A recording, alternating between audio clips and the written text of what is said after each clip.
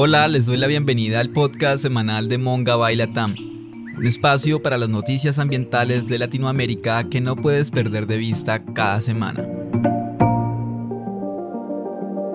Hoy arrancamos en Perú, donde nuevamente se reportaron derrames de petróleo en la Amazonía. Más de 3.000 barriles se extendieron por cerca de 220 kilómetros por varios ríos. Las comunidades indígenas son las más afectadas. Por otro lado, no solo el incremento de la deforestación afecta a la Amazonía, la degradación de sus bosques es una amenaza crítica para la biodiversidad.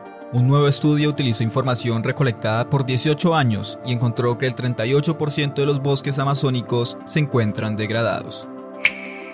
Costa Rica es el hogar de 350 humedales, sin embargo, 3 de cada 5 tienen algún tipo de infraestructura que los afecta directa o indirectamente. Las amenazas más comunes son los cultivos de arroz, la caña de azúcar y la palma de aceite. Y aquí la nota más importante. En Uruguay, el puerto de Montevideo es el que más utilizan los barcos con bandera china en América Latina. Lo grave es que algunos de estos barcos tienen antecedentes de pesca ilegal y violaciones a los derechos humanos.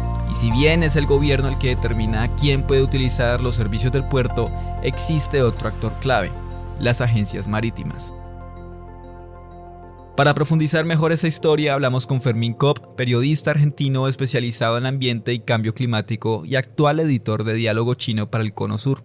Fermín, ¿cómo estás? Hola, todo bien, gracias por la invitación. Fermín, ¿cuáles son los principales hallazgos de esta investigación y qué está pasando en el puerto de Montevideo? Bueno, el artículo, como bien vos indicabas, hace foco en un actor que quizás no es tan conocido en términos de lo que ocurre en el puerto de Montevideo, que son las agencias marítimas, que son básicamente las empresas que intermedian entre los barcos extranjeros y el Estado uruguayo. Son empresas que dan servicios a los barcos de flota extranjera, desde tripulación a alimentos, todo lo que necesite la flota extranjera. Entonces, lo que hicimos fue indagar en el rol de las agencias marítimas en el puerto. Nos enfocamos en una particularmente, que es la agencia que más trabaja con los barcos chinos en el puerto.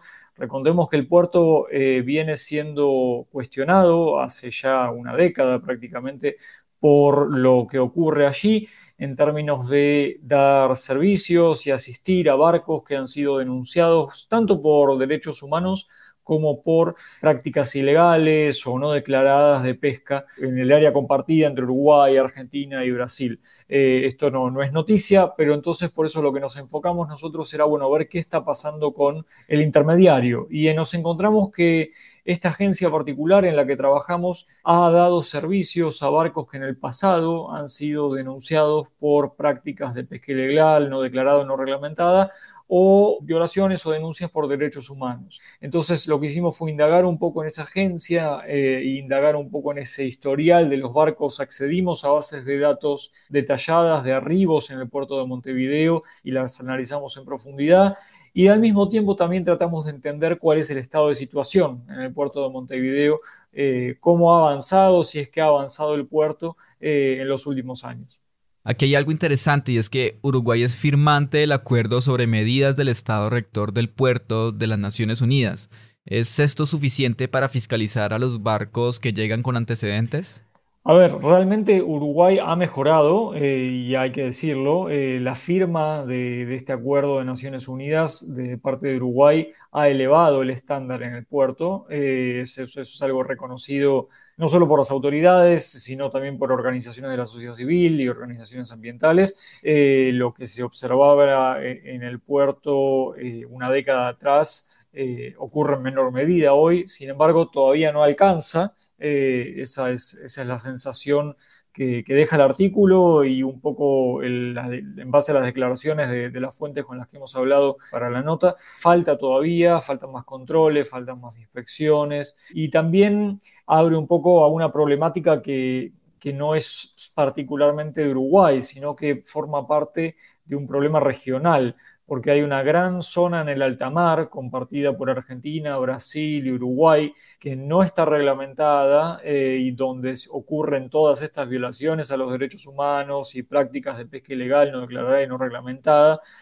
a partir de que no hay una organización regional de pesca en el Cono Sur que compartan los tres países. Y esto es algo que de hecho lo dicen mismo de Uruguay, que Uruguay ha tratado de colaborar con Argentina y con Brasil para crear una organización regional de pesca, pero no ha encontrado apoyos similares en sus países vecinos. Entonces, creo que tampoco es un problema exclusivo de Uruguay. Uruguay podría definitivamente incrementar los controles. Lo que ocurre en el puerto de Montevideo está lejos de ser lo ideal, pero al mismo tiempo también hay que mirar un panorama regional, que un poco lo hacemos también dentro del artículo.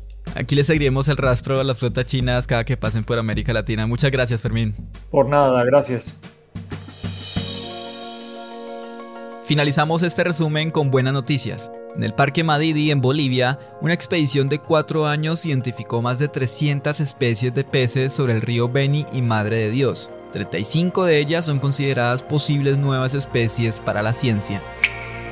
Y en Colombia, un trabajo en equipo entre las comunidades indígenas arhuacas de la Sierra Nevada de Santa Marta y científicos logró la presentación del Plan Jaguar Arhuaco, un corredor biológico y espiritual que busca proteger al ecosistema y, por supuesto, al jaguar.